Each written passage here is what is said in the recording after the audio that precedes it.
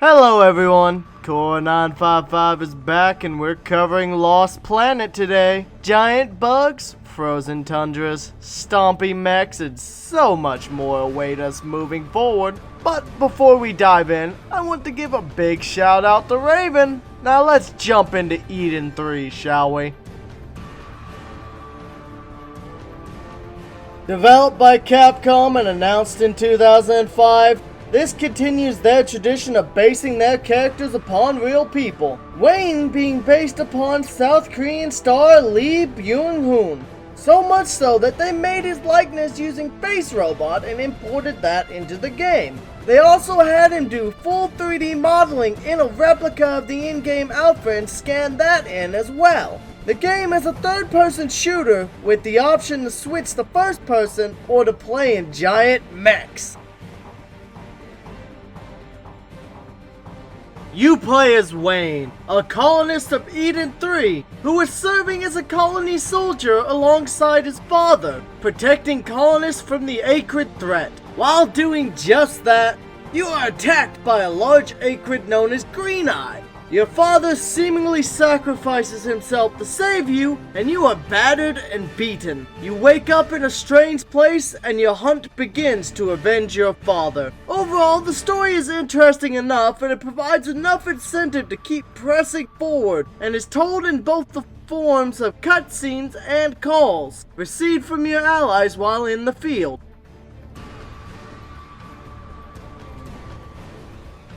Lost Planet plays as a third-person shooter. You explore a frozen world, you activate data posts for guidance, you'll scavenge for supplies, you'll ride giant deadly mechs to fight bugs and snow pirates. You'll be drinking thermal orange juice to live. Gotta get that vitamin C. Overall, I have no complaints. The gameplay is solid, and it's pretty damn fun. As hell, who doesn't love killing giant bugs with a Gatling gun, rocket launchers, shotguns, and all that? Now, I believe there was 16-player multiplayer, though it is no longer online. There is 11 levels, each one ending in a boss battle either versus a mech or giant bugs. Now let's move on to controls, shall we? The controls are strange and wonky, and they take some time to get used to. I know a lot of times I'll press L1 R1 trying to shoot or throw a grenade, and I'll instead take a look to the left or right, maybe checking out the Acrids instead of killing them. I don't know. But once you understand them, they're easy enough to use, and overall, it's not the worst control scheme I've ever used. I'd say the default keyboard layout for Dark Souls 1 on PC, that was probably the worst control scheme. Honestly, a DDR pad would be better.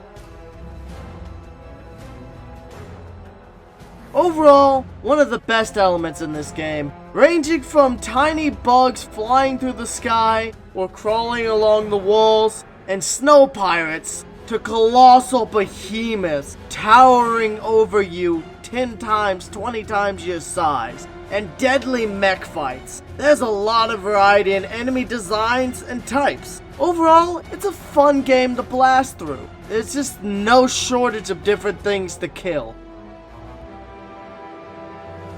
The atmosphere is cold and desolate. You're in a frozen world. There's few living people, and even fewer friendlies. You've got enemies all around, some trying to eat you, some trying to kill you and steal your resources, with an excellent soundtrack accentuating the tones, from lonely isolation to gripping action. I really do like the atmosphere this game portrays.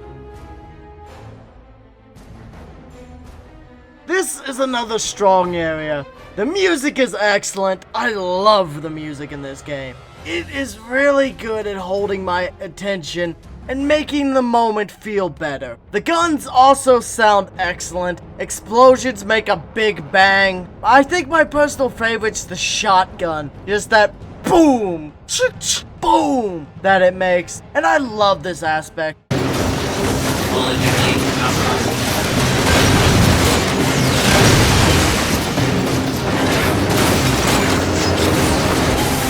The only only complaint I could say is there is some very stilted, awkward voice acting at times. It's just kinda weird, but that's kind of, guess, a Capcom flaw at this point, because that's just what their games are known for, is weird voice acting. Fool! Do you know something? Wayne, where's Yuri? Don't know. Liar!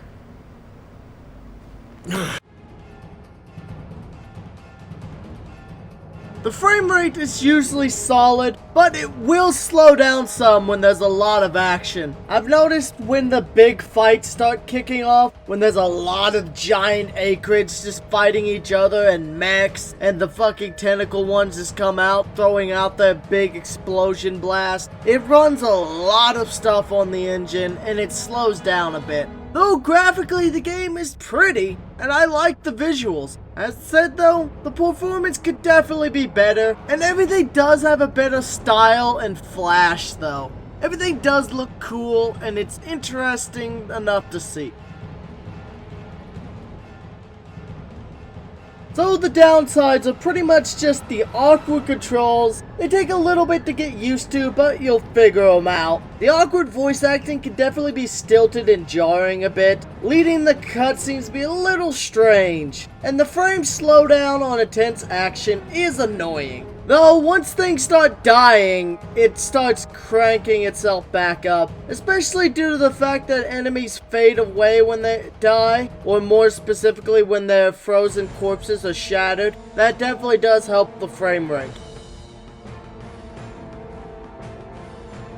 Overall, I liked the game. It's fun to play, and it had enough story to hold my interest. The downsides are easy enough to work around, and I like the concept overall. Giant bugs, mechs, snow pirates, and evil corporations duking it out for control of the planet. What's not to like? I'd recommend the first Lost Planet for sure, and you can get it for 10 to 20 bucks online cheap enough.